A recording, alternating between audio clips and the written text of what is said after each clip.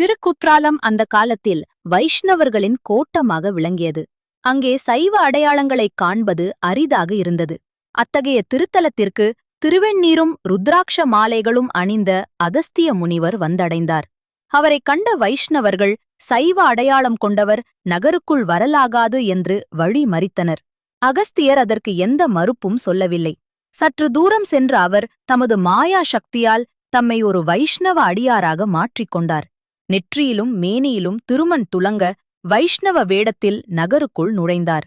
அவரைக் கண்ட வைஷ்ணவர்கள் மகிழ்ந்து வணங்கி ஆலயத்திற்குள் அழைத்துச் சென்றனர். அப்போது அகஸ்தியர், மெய்யன்பர்களே, நான் பூஜை செய்ய விரும்புகிறேன் என்று பணிவுடன் கூறினார்.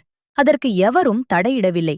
பூஜை நேரத்தில் அகஸ்தியர் மனத்தால் பஞ்சாக்ஷர மந்திரத்தை தியானித்தவாறு திருமாலின் திருமுடியின் மீது தமது கரத்தால் மெதுவாக அழுத்தினார். அந்த கணமே அற்புதம் நிகழ்ந்தது.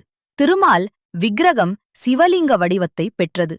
இந்த அதிசயத்தைக் கண்ட வைஷ்ணவர்கள் அதிர்ச்சியடைந்தனர்.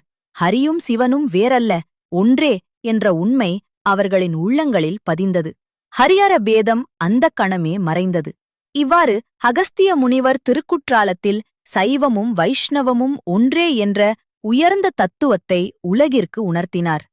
ஒற்றுமையின் உண்மை. ஹரியும் சிவனும் ஒன்றே. இத்தகைய புராண கதைகளைக் கேட்க டிவைன் புராணம் சேனலை சப்ஸ்கிரைப் செய்யுங்கள்.